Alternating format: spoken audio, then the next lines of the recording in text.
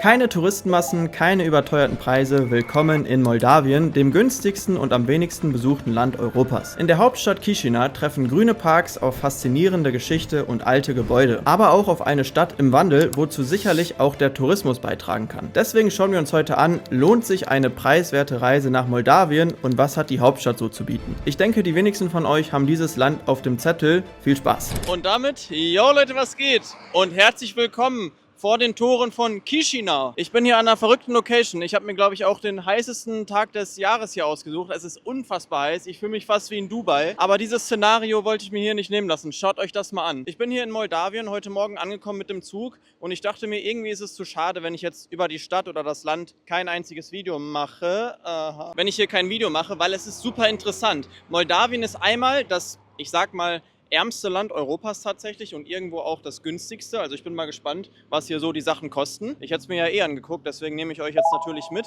Und es ist auch das am wenigsten besuchte Land ganz Europas. Also hier wohnen 2,5 Millionen Menschen circa und es ist total, also es kommen einfach wenig Touristen. Und ich dachte mir, gucke ich mir mal an, warum das so ist. Ob das gerechtfertigt ist, ob es vielleicht auch echt cool ist. Ich bin gespannt auf den Tag. Ich habe natürlich schon einige Sachen gesehen und es ist wirklich verrückt. Ich komme ja aus Bukarest. Bukarest ist auch schon cool, coole Fassaden. Hier ist das Ganze nochmal vielleicht ein bisschen ein Level mehr. Also wir gehen mal los. Ich wünsche euch viel Spaß mit dem Video und ich gucke jetzt erstmal, wie ich hier von der Kreuzung runterkomme. Bis gleich. Moldawien liegt ziemlich unscheinbar zwischen Rumänien und der Ukraine und ist eines der wenigen Länder Europas ohne Zugang zum Meer. Dabei blickt das Land auf eine wechselvolle Geschichte zurück. Die Region wurde von den Römern geprägt, stand jahrhundertelang unter osmanischem Einfluss und wurde später Teil des russischen Kaiserreichs und schließlich der Sowjetunion. Erst 1991 erreichte Moldawien seine Unabhängigkeit. Politische Umbrüche und wirtschaftliche Probleme haben dazu beigetragen, dass der Tourismus hier nie richtig Fuß fassen konnte. Während andere europäische Länder längst Touristenmagnete sind, blieb Moldawien für viele Reisende komplett unter dem Radar. Kaum bekannte Sehenswürdigkeiten und so gut wie keine Angebote großer Reiseveranstalter. Genau das macht das Land heute aber interessant. Es gibt keinen Massentourismus, die Preise sind niedrig und vieles wirkt noch authentisch und unentdeckt. Wer Europa abseits der bekannten Reiseziele erleben möchte, könnte hier also genau richtig sein. Wir haben mittlerweile schon Mittag und ich habe verdammt Hunger. Ich wollte das Ganze aber einfach hier starten, damit es so ein bisschen Chronologie hat. Ich habe mir ein paar coole Sachen rausgesucht. Ich glaube, das wird ein sehr spannender Tag. Ehrlicherweise muss ich sagen, ist vielleicht auch ein bisschen Bildungslücke, aber ich habe ja diesen Trip geplant und ich wusste, dass dieser Nachtzug, das Video dazu ist ja auch schon online, nach Moldawien fährt. Aber diesen Namen Chișinău, Hauptstadt Moldawiens, boah, da konnte ich tatsächlich gar nicht so viel mit anfangen. Und das ist vielleicht auch ein erstes Indiz. Wenig Leute, also klar, Moldawien kenne ich. Aber man hört nicht so viel davon einfach, oder? Ich habe da in der Schule, wir haben nie über Moldawien gesprochen. Und das ist ja vielleicht auch schon einer der Gründe, warum hier kaum jemand hinfährt, weil es viele auch gar nicht so richtig auf dem Schirm haben. Aber ich glaube, es kann sich trotzdem lohnen. Wir schauen uns die Stadt heute an. Ich suche mir jetzt erstmal was Leckeres zu essen. Thank you. Also die Häuser hier, diese Fassaden, das ist schon einfach der Wahnsinn, ne? Ich würde sehr gerne mal reingehen in so ein Gebäude. Ich gucke mal, ob ich da reinkomme. Aber wie gesagt, wir gehen jetzt erstmal was essen. Schon krass, so hier davor zu stehen. Ich habe heute Morgen auf jeden Fall schon den günstigsten Espresso getrunken, den ich je in meinem Leben irgendwo in Europa getrunken habe. Und der war auch echt gut. Ich habe mir hier jetzt um die Ecke ein Restaurant rausgesucht. Das ist, glaube ich, ein italienisches. Aber ich brauche jetzt erstmal was Vernünftiges zu essen. Wir werden heute Abend auch noch was Lokales ausprobieren und mal gucken, wie es wird. Und mich interessiert auch natürlich, was es kostet. Hier ist die Welt, was das Preisniveau angeht, sicherlich noch in Ordnung. Hier haben wir es doch schon. Della Trattoria. Gehen wir mal rein. Yeah, thank you. Okay, ich bin drin, habe auch einen wirklich chilligen Platz hier erhalten. Schaut mal, so sieht das hier aus. Da ist so ein paar Dessert-Auswahl schon. Menü ist jetzt komplett auf Rumänisch. Das Gute ist, hier sind aber so ein paar Bilder mit bei. Sonst würde ich nur Bahnhof verstehen. Ich suche mir mal was Leckeres aus. Gibt halt übliche italienische Speisen. Und dann melde ich mich gleich wieder. So Leute, kleine Vorspeise. Ein bisschen Bruschetta. Ja, und eine Pepsi. Man muss sagen, das ist jetzt auch schon ein vornehmer Laden hier, glaube ich. Da habe ich einen Hunger, ey. Und jetzt haben wir hier noch eine leckere Tagliatelle.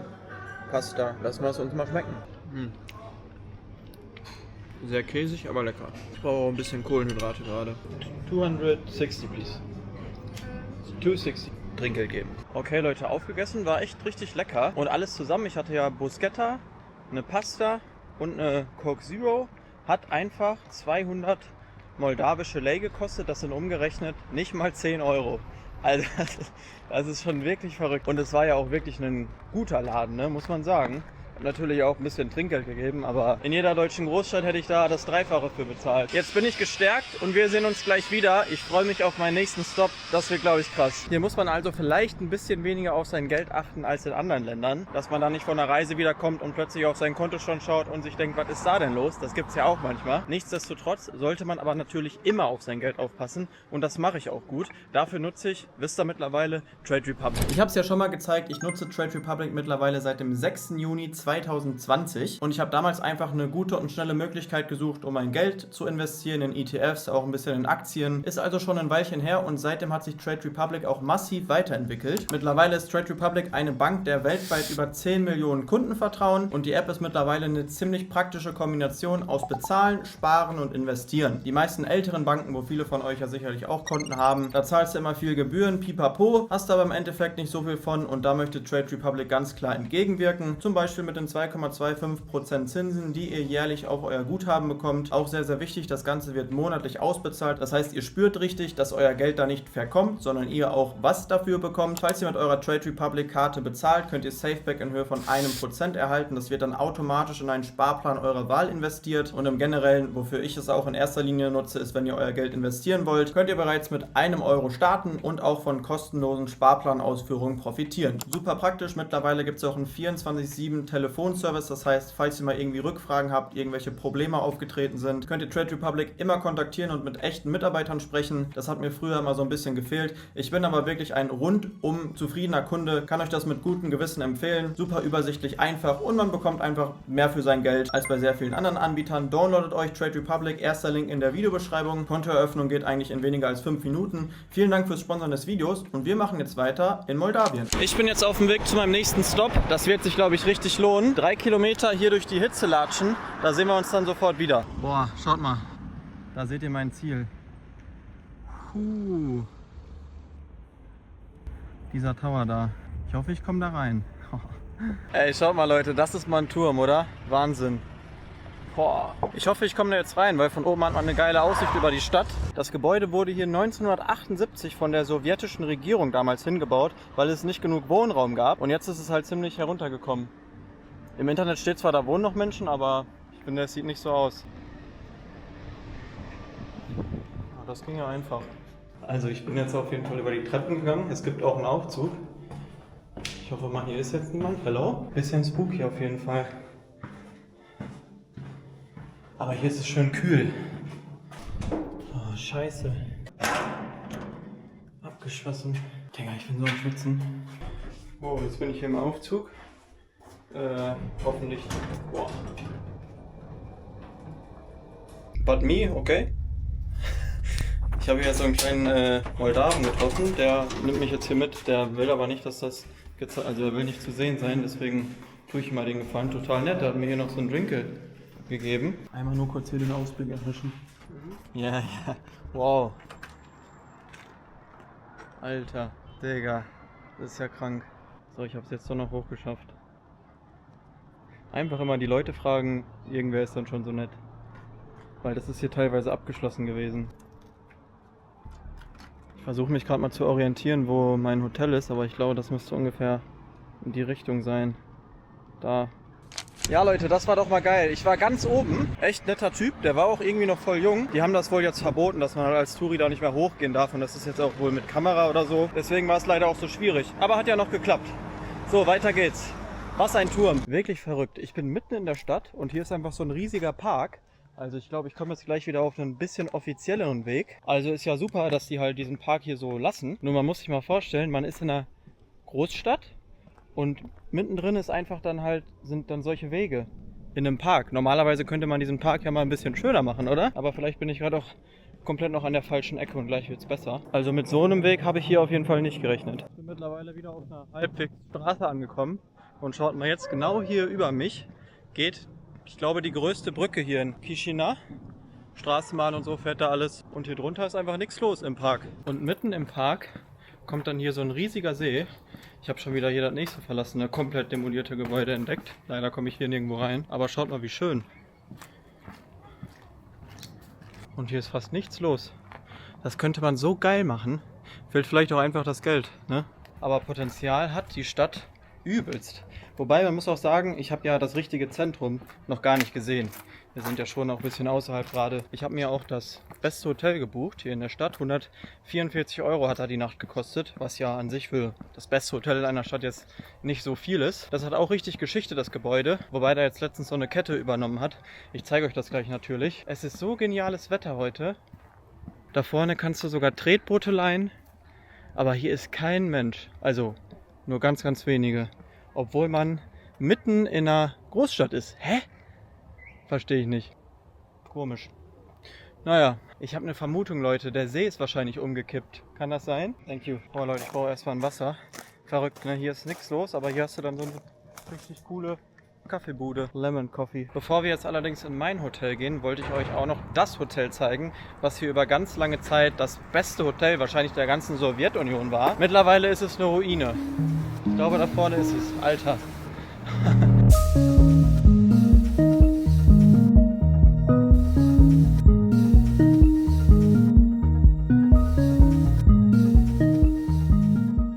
Schaut mal hier, Leute, echt krass zu sehen. Das hier waren dann so die Springbrunnen vorm Hotel. Und ja, das ist halt das Hotel. Irgendwie auch ein hässliches Hotel, ne? Also ich kann mir zwar vorstellen, dass das auch mal besser aussah, logischerweise halt, aber irgendwie auch einfach nur ein Betonklotz, ne? Das war wohl vor 50 Jahren ein richtig heißes Ding. 1992 hat das dann der moldauische Staat übernommen und von dort aus ging es steil bergab. 2006 haben die dann ganz dicht gemacht und auch erst seit 1992 hieß das Hotel National. Das Besondere war, es gab halt sehr viele internationale Gäste. Man konnte hier mit 14 Währungen bezahlen in den Bars und das war halt früher wohl nicht gang und gäbe. Schade, dass man nicht reinkommt, aber ich bin froh, es jetzt mal gesehen zu haben. Jetzt haben wir uns aber auch genug mit alter Historik beschäftigt, denn ich bin ja auch hier, um zu sehen, warum reist denn niemand nach Moldawien, genauer gesagt hier auch in die Hauptstadt, weil es gibt wohl auch einige Sachen, die echt nicht schlecht machen. Deswegen bin ich jetzt auch wieder auf dem Weg ins Zentrum, wo sich auch mein Hotel befindet und da schauen wir mal, was hier so abgeht und was man so erleben kann für einen schmalen Taler. Eine U-Bahn gibt es hier nicht, aber es gibt überall unter allen großen Kreuzungen so kleine Unterwelten, wo man dann halt auf die andere Seite kommt und hier hast du dann überall so ein paar Shops. Eigentlich ganz nett. Also die Area, wo sich auch mein Hotel befindet, ist auf jeden Fall deutlich belebter und auch schöner. Hier sind nicht mehr so viele Gebäude, die schon ewig verfallen sind. Und je weiter man in die Richtung von meinem Hotel kommt, umso schöner wird es auch. Schaut mal hier. Aber ich habe das hier alles, was da jetzt noch kommt, auch noch gar nicht gesehen. Ich hoffe, das kann ich mir gleich angucken und habe keinen Sonnenstich. Und schaut mal hier, das ist mein Hotel. Da ist jetzt mittlerweile ein Radisson Blu drin. Das war früher mal ein anderes lokales Ding. Sieht doch auch echt nicht schlecht aus. Oben ist so eine Skybar drin, Restaurant. Zimmer ist auch okay. Ich würde sagen, wir gehen mal rein. Und das ist, wie gesagt, jetzt aktuell das beste Hotel safe, was man hier buchen kann in Chișinău. Für 144 € finde ich es okay, muss ich sagen, wenn man jetzt das Preisniveau sich hier anschaut. Es gibt aber auch viele vernünftige 4-Sterne-Hotels, die kriegst du schon so für 50 € pro Nacht. Also günstiger Städtetrip hierhin ist auf jeden Fall sehr, sehr gut möglich. Und kann ich eigentlich jetzt schon empfehlen. Man muss es natürlich auch ein bisschen mögen. Guck mal, hier hängen alle Flaggen außer die Deutschlandflagge. Obwohl, ja doch, die fehlt mir jetzt hier. Liegt vielleicht daran, dass so wenig deutsche Kunden kommen. Hello, thank you. Schaut mal hier, eine schöne Eingangshalle und hier geht's zu den Aufzügen. Das ist mein Zimmer. Ich habe eben hier schon kurz mich ausgeruht, deswegen ist es wahrscheinlich jetzt ein bisschen unordentlich. Ist nichts Besonderes, also zumindest wenn man es jetzt mit den tollen Hotels vergleicht, die ich sonst manchmal auf YouTube zeige. Aber ein absolut ausreichendes, gutes Hotel. Badezimmer, Dusche haben wir hier. Dann hier kleine Minibar. Boah, ich brauche sowas zu trinken jetzt. Und eine Coke Zero bitte. Und das ist dann auch schon das Zimmer. Jo, ich würde mal schätzen 25 Quadratmeter ungefähr. Die haben mir aber auch netterweise schon als Early Check-in 1 gegeben. Also alles top. Das ist die Aussicht. Guckt man direkt dem Nachbarhotel auf dem Balkon. Mensch, das ist auch ein geiles Hotel eigentlich, ne? Ich glaube, das sind hier wahrscheinlich aber die Suiten oder so. Ich ruhe mich mal kurz aus und dann starten wir in den Abend. Ich freue mich.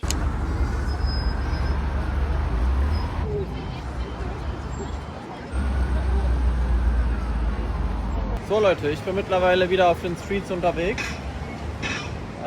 Ich suche mir jetzt auf jeden Fall noch ein moldawisches Restaurant und ein leckeres Bierchen vielleicht. Mal gucken. Und erkunde hier noch ein bisschen die Area, die halt wirklich deutlich schöner ist als all das, was wir sonst heute gesehen haben. Oder halt zumindest ein bisschen moderner. Hier, das ist doch mal gut. If you're looking for a sign to have a beer, this is it. Na dann mal los. Was kostet denn hier ein Bier?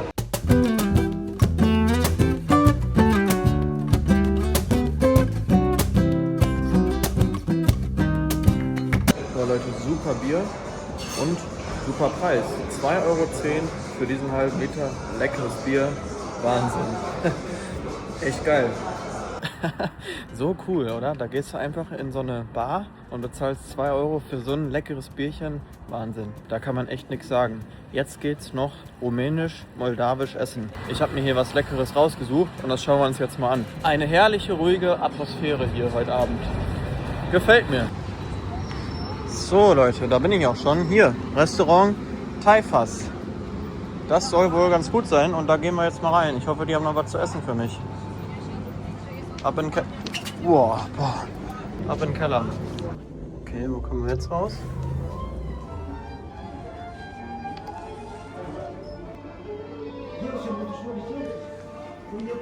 Irgendwie haben die, glaube ich, keinen Bock auf mich.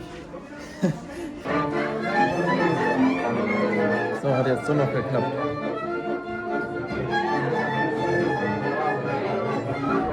So Leute, schaut mal hier. Das hier ist mein Essen. Ich habe hier einfach irgendwas bestellt, was sie mir vorgeschlagen haben. Wir haben hier Moldavian Beefsteak.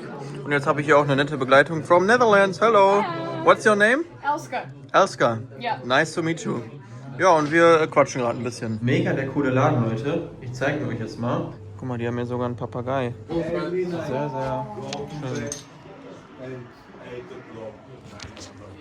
So Leute, aufgegessen. Das war jetzt dann doch gar nicht mal so günstig. Also das Essen hat mich gekostet, umgerechnet 32 Euro. Gut, es war auch ein Steak, es war auch super lecker. Habe ich wohl einen teureren Laden erwischt. Dafür mal was typisch moldawisches, zumindest. Naja, Steak gibt es auch in Deutschland, aber die haben mir das halt empfohlen und dann wollte ich auch nicht Nein sagen. War super lecker, auch noch nette Gespräche gehabt. Man trifft ja, wenn man alleine reist, immer irgendwelche Leute. Und die nette junge Dame ist sogar auch mit dem Zug unterwegs gewesen, bis hierhin, von Holland aus.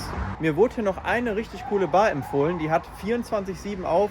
Da wollte ich jetzt noch einmal vorbeischauen und dann gehen wir aber auch schlafen. Es war ein extrem langer Tag, ich habe gerade auf meine Uhr geguckt. Ich bin heute einfach 28 Kilometer gegangen. Sportlich, sportlich. Ich laufe gerade hier durch den nächsten Park. Also es ist wirklich herrlich. Das ist auch ein kompletter Kontrast so zu dem, was ich sonst heute gesehen habe.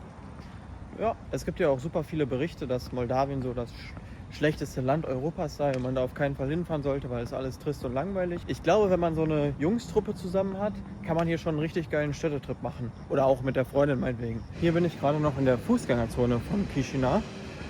Auch wirklich schön. Schaut euch das mal an. Einfach eine richtig friedliche Stimmung hier auch.